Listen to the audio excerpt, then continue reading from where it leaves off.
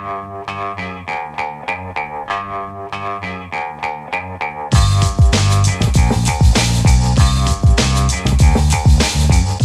the Brian Lehrer Show on WNYC. I'm Bridget Bergen, filling in for Brian. Do you have a personal AI policy? If you use AI chatbots in your professional and or personal life, maybe you should. That's one of the big lessons you would take away from a recent mini controversy involving one of the most widely known and well-regarded science communicators online. Hank Green has more than 3 million YouTube subscribers. If that name sounds familiar, it might be because Hank Green and his brother John Green hosted a number of podcasts produced by WNYC Studios between 2018 and 2020. Hank's made videos about space, climate change, and his own experience with cancer. But recently, many of Green's fans were disappointed to discover that he had used AI for what he described as research purposes. My guest, Marina Bolotnikova, who reports for Vox's Future Perfect section, has a story about this. It's called Everybody Needs a Personal AI Policy. Just ask Hank Green. Marina, welcome to WNYC. Hey, Bridget. Delighted to talk to you. Thank you. Well, it's great to have you here. And listeners, how do you use AI? And more importantly, what is your personal AI policy? Do you have any self-imposed ground rules for your use of chatbots like ChatGPT, Claude, Gemini, or any of the other ones? Give us a call at 212-433-WNYC. That's 212-433-9692. You can help our guest, Marina Bolotnikova, from Vox's Future Perfect section, report her story. Everybody needs a personal AI policy. Just ask Hank Green. So, Marina, I mentioned who Hank Green is, but why was his use of AI such a big controversy?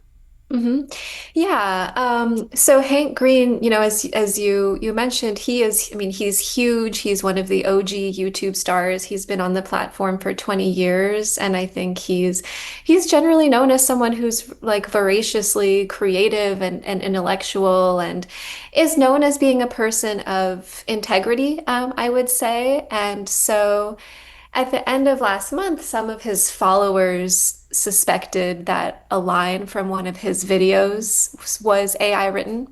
And the line was simply, "I appreciate the pushback." I think I'm pretty good at recognizing AI generated writing to the degree that anyone can these days. And I don't think that line sounded necessarily AI generated. It didn't sound like a smoking gun to me. But nevertheless, this allegation, carried on the winds of the internet. People started talking about it. Hank then responded to the allegation on Twitter and Reddit and said that the line was not AI written, but rather than leave it at that and say, "I did nothing wrong, this is totally ridiculous," he did something else, which was he made a pretty protracted statement acknowledging that he does use AI as a research aid, that he thinks he's been relying on it too heavily for that purpose. And he wrote that although the line in question was not AI written, he thinks that his over-reliance on AI for research gave the whole video a, quote, AI feel. And he apologized for that. And he said that he wrote that AI gives him access to tons of papers really quickly, but that actually has been to the detriment of his work because it has not given him the freedom to find all of his own ways into and around a topic. And he said that his relationship with AI had become, quote, not healthy for me or good for the world. And immediately after he made that statement, there was this vocal reaction on social media. There was a camp of people who were totally outraged that he would use AI at all for research for any purposes. And then there was a backlash to that backlash. There were people saying, "I can't believe Hank Green is flagellating himself and prostrating to this anti-AI mob when he did nothing wrong. He merely used AI for research. That's a totally legitimate use of the technology. It's like apologizing for using the printing press." Well, let's listen to a short clip of Hank Green talking about this. Here is YouTuber and author Hank Green in a recent video acknowledging what he believes went wrong. I'd become too reliant on them for advice, for editing, and for sourcing, so I'm creating an AI policy for myself. So, just briefly, talk a little bit about what his AI policy covers. hmm Yeah.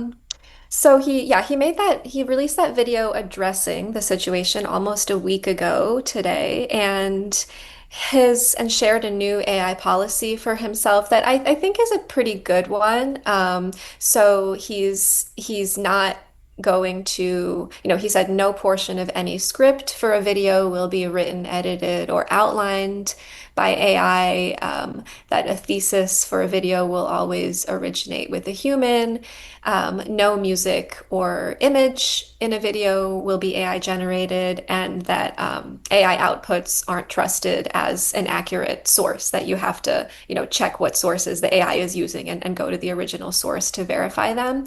And I think these are good ideas for anyone trying to set their own guardrails. And I think that, both of the camps that were reacting to Hank's statement, the people who hate him for using AI and the people who are angry that he would apologize for AI use. I think both of them are kind of wrong and misguided, and we're misunderstanding this complex and nuanced issue, which is that AI is a really useful tool, using it to aid, but using it for your work, even if it doesn't rise to the level of full on, like having doing your writing for you, it can Sure. still militate against having, against thinking for yourself. It can start to take over your creative process and just kind of feel like it's cooking your brain. And I really recognized myself in Hank's statement and some of the, and I was glad that he put this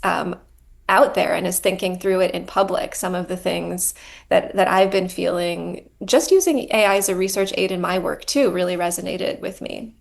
So we've had a couple of listeners text in their AI policies are just generally not to use it at all. One listener wrote, I am Gen X. I've seen enough movies growing up to know that AI can't be trusted so much. So my much personal rule is not to use AI. Another listener who shared their actual AI policy is, I won't communicate with AI like it's a person. My son will ask me to ask AI's opinion about things. For example, what are the coolest gems? But I always say AI is not a person. It can't have an opinion. It's for research and for the organizing and reporting on humans. So I won't have a conversation that mimics human conversation. Any response to sort of that idea of the boundaries there of AI? Mm-hmm. Go ahead. Yeah, I think, I think that deciding for yourself that you're not going to use AI at all, I think that's a totally legitimate, I think that's a totally legitimate policy. I think that like the first thing to understand about this technology is it's generative AI is meant to replace everything the human mind can do. AI companies have been quite explicit about that. They want to create an intelligence that can match or surpass us.